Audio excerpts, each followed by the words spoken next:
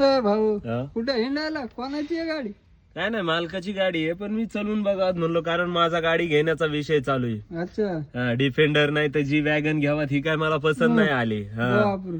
Defender पण ते बी विषय नको वाटतंय, का की डिफेंडरची किंमत 1-2 कोटी रुपये आहे आणि ती मला पाहिजे नाही. आणि जी वॅगन जी आहे तिची पण किंमत जास्त नाही, कमीत कमी मला 10-12 कोटीची गाडी लागणार, माहितीये का.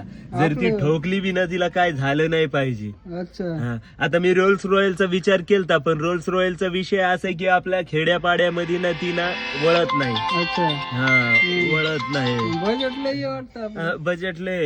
अच्छा कॉल आला वाटतं तुम्हाला. हॅलो, अरे हा मोबाईलचा हप्ता ना, हा देऊन टाकतो ते मोबाईलचा. आज पैसे नव्हते, उद्या देतो मी हप्ता. 2,500 रुपये. हा मोबाईलचा माझ्या ध्यानात. हा देऊन टाकतो. मोबाईल बंद नका करू फक्त.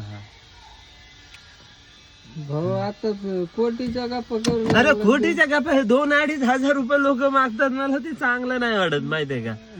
ते 2-2,500 रुपये द्यायला मला तिथं जायला पुरतं का.